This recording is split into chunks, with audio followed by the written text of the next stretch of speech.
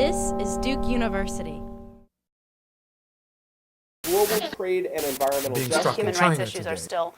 The term Ubuntu. About the Alien and Sedition Acts. Is making inferential discovery. The importance of an archive. The John Hope Franklin Center. All right, good evening. I'm Brandon Gorman. I will be the token UNC representative of the panel tonight. And I've really just got a couple of brief points that I want to make. The first of which has to do with the prediction. Regardless of, we have these now revolution timetables and all of the prognostication that I'm sure those of you that have been following this have seen, this was really unpredictable. Nobody really could have predicted this. And even if they did, I doubt they would have predicted it happening the way that these things have happened, based on common conceptions, even in academia, not just among the public.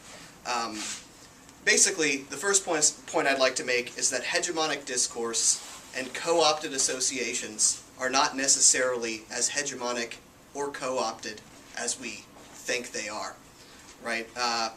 After independence, a lot of these autocratic rulers came to power, and there was this idea that they were reproducing the colonial hegemony with a new indigenous hegemony, right? So they were occupying all of the discursive space and the political space in these places. These states wanted very badly to get rid of rival centers of power right from the get-go. This is very, very clear in the case of Tunisia with Bourguiba and Ben Ali, both of them. Observers, scholarly and non, looked at this situation and said, these unions, these associations, these political parties that do exist under this autocratic system are co-opted. They're not really going to do anything. They really can't do anything, right? The UGTT in Tunisia is reported as having succumbed to the corporatist pressures of the state, even though they're kind of independent, but not really. They're pretty much under the thumb of the dictator, right? There's no serious competition from these opposition political parties. These are loyal opposition political parties. And in the discourse, if you look at the things that Ben Ali said, he either believed this or very much wanted to believe this, right? He said all the time, these are our friends, these are groups that work with the regime to accomplish what we want to accomplish. They have the same goals as us, right? Ben Ali spoke at union openings, at anniversaries, at all kinds of different events. He very much, if he didn't think that these were his allies, he very much wanted them to be.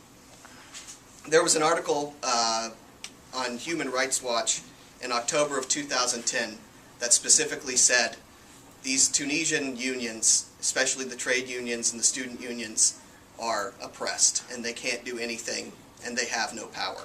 3 months later, January 2011, and everybody knows that they played a vital role in what happened in the Jasmine Revolution. So that's my first point.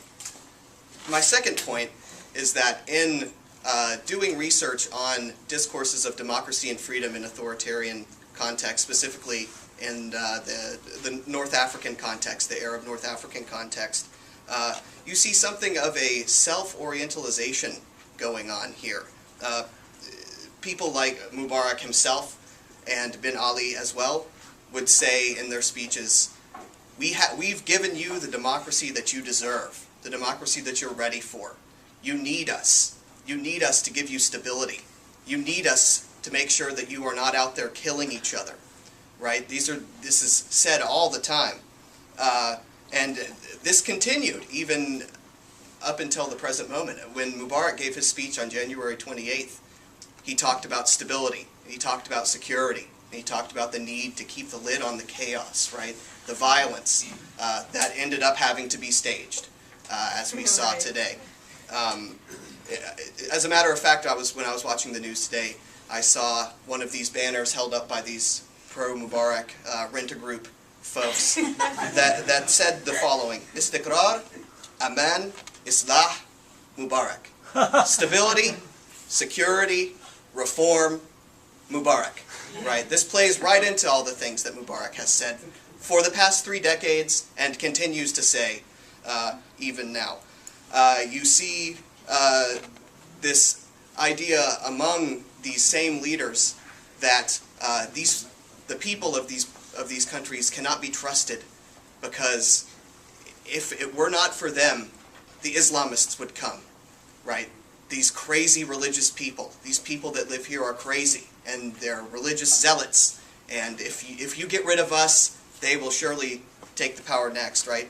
But as we've seen, when these things actually start to take place, first of all, the Islamists were not the ones that were in charge of it, nor were they radical, nor were they violent, right? The violence came from the other side.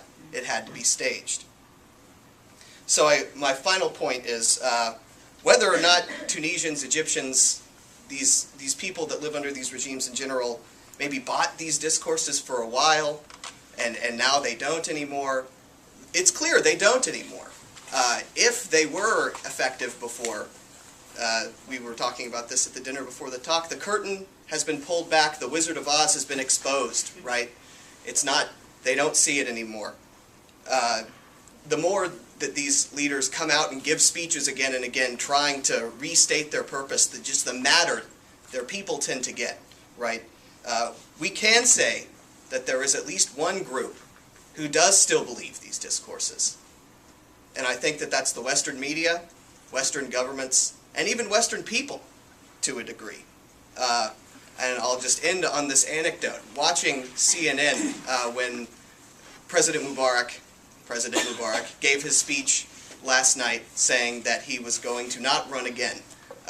As tends to happen on coverage of these things, everybody gets quiet when the speech starts because they're listening, and as soon as something is said that they don't like, or it's over, you hear a roar again, right? It starts back up again.